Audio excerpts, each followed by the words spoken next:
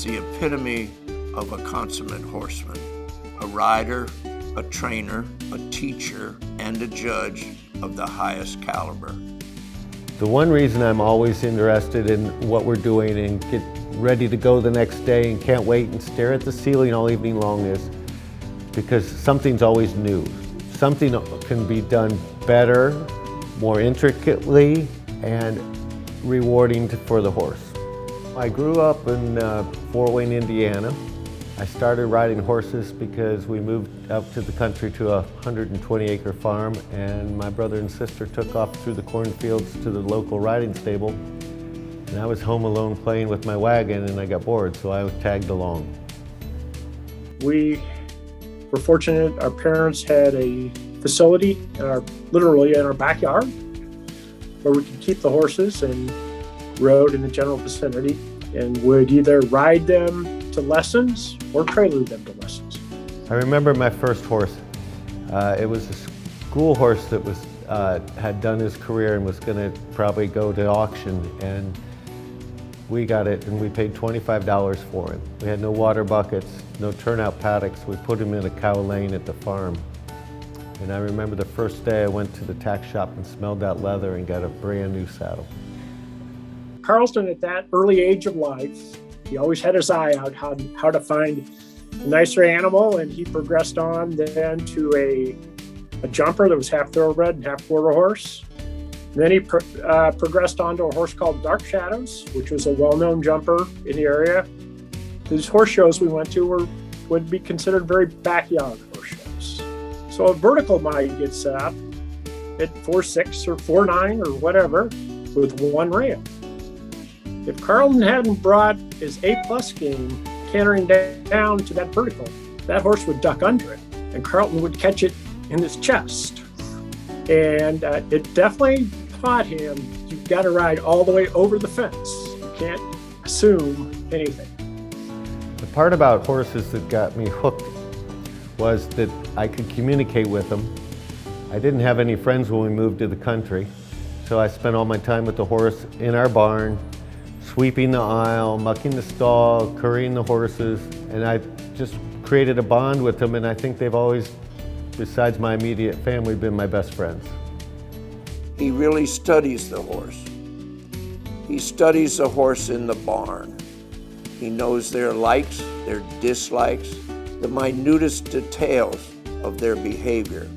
And he uses that in his training.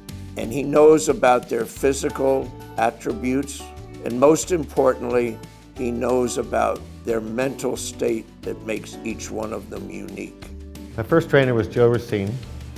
I hung out every day, became a barn rat, bothered him to death, and I loved every minute of it, stayed at the barn all day long. My first time I showed, I had white jeans on, cowboy boots. We didn't have any breeches. We didn't own any breeches. And I won the equitation flat class, and everyone made fun of me because I didn't have the proper attire. Then I jumped twice around, 4 cross rails, 2 on each side, with pylons for a start and a finish, and I fell off right after the pylons. That was my start to my career.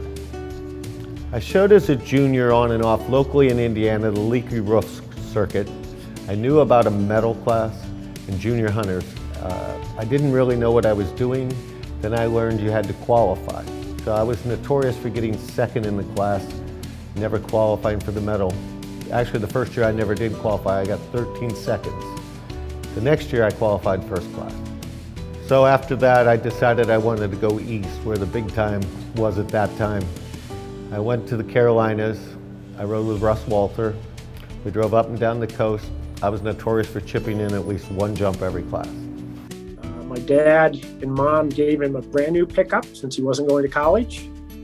We loaded up the day after he graduated from high school. He headed to Southern California, I believe Costa de Casa, and went to work out there and has been in California the rest of his life. I thought I could go out there where California at that time was a little behind and catch up and be a bigger fish in a smaller pond at the time. To learn, and other things I did was I watched a lot of professionals. I watched how Rodney Jenkins could balance a horse on the way to the jump, uphill, downhill. At one time in my career, I received 30 periodicals a month and I read them from cover to cover. I read all the old horse books, the old veterinary manual from America, all those things, and I've read a lot of business books. And you have to apply it all. Now I read a lot of books about how people think and act. The challenges of understanding horses and becoming successful started with knowing them from the ground up. Well, Carleton has a curious personality, so he would see what needed to be fixed with the horse or rider and try to come up with something that would do it. He's very knowledgeable, and he wants to, Carleton believes the thing that I do. It's what you learn after you know it all that counts. Through my riding and now training, I always had to figure out how to get through to the horse, and if I realized that if I started at the bottom and worked up, you'd get the whole complete horse. So now I call it from the nail heads of the shoes up to where we are. Liza will be at the horse show wherever she sees Carleton, and she'll say, Carleton, I got a horse that does this, does that. What do you think? And he'll come right over and tell you and help you. Just like the older people used to do with us, he does the same thing. We learn from the best of the best who were older and knew what they were doing, but they were more than glad to tell us. Maybe nowadays it doesn't happen as much, but Carleton will still do that. What separates Carleton from many of the other very talented horsemen that we see today is his enormous passion, his love, and his total dedication to the horse. He's also dedicated to competition at the highest level and to our amazing sport. It's hard to be a rider, a trainer, and a coach. A lot of people are good people trainers and not good horse trainers. A lot of people are good horse trainers and can't talk to people. Carleton can do all of that. He can train people, he can teach the horses, and then being a coach is even a different thing. You gotta know when to have a little ironed hand, you gotta know when to feed them a little sugar. Carleton knows the right time to do all of it. So lately in the last few years, I've started to give a lot more clinics at all levels, and I love it. Those people are so hungry, and you can give back to them and they all can get something out of it. They're at a clinic to learn something, for sure that day. And it pays off, you can feel it in them. And when you can feel it in the people you're helping, you of course get more enthused and give more back. I started my judging career and became a large R judge in 1985. I've been fortunate to judge Devon, Harrisburg, Washington, and the National, and the Royal Winter Fair, and the Derby Finals 5 times. There's not hundreds of good judges out there. There's a few good judges out there, and Carleton's one of them. So he's sitting on the side, I'll be at the end gate. If I think a horse goes well, and for some reason doesn't get a great score, and Carleton's judging, I say, I just missed it. I didn't see what he did, Carleton saw what he did. So that means that all the good professionals respect his opinion. It's just easy with Carleton because you know he likes a good jumper. If your horse goes well, then you know you're going to do well. If it doesn't go well, then you miss something. Judging has helped me as a rider and producer of horses because now you understand these visual of what they are seeing, how it really appears, and it makes you so you do a lot more things more in advance. The attention to detail becomes greater. I'd like for the people in this sport to realize there's possibilities to achieve whatever you want. When I started out on that farm in Indiana, I had no clue what I was doing and I had no talent. By sheer determination, hard work, and a lot of hours, I've ended up where I am today. His major contributions to the sport would be his work ethic, the way he treated horses, and his love for horses. That's a big deal right there to me. He's very lucky to have the lovely wife that he got. That's probably the best thing he ever did, Carleton. I think one of the greatest things about this Lifetime Achievement Award is I'd like to thank everyone that helped me get here. A long overdue thank you. I would like to thank my wife, Tracy, and David Vega, and Edward Vega, and his family. I didn't get here by myself.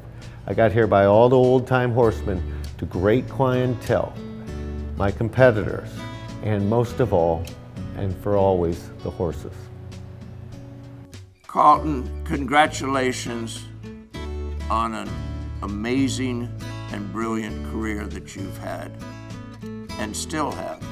You've done it at the very highest level, and as a person who has shared your vast knowledge with so many others. You've done it with class. Well done, sir. And by the way, keep up that curiosity. I know you will. I'd like to be an advocate for doing things the right way, not the easy or fast way. I'd like to be an advocate for attention to detail. I'd like to be remembered for giving back and realizing you have to fail to succeed. I'm honored for him and extremely proud of him. I know that he cannot express in words what it means to have his peers honor him this way. It sort of exemplifies what he has tried to do for the industry and the horse world. Carleton is proud of his humble beginnings. And I think he wants part of his legacy to be to remind people you can come from humble beginnings and still be a success. Horsemanship is part of that, and your effort and dedication to the betterment of the horse and the betterment of the industry is part of Carleton's legacy.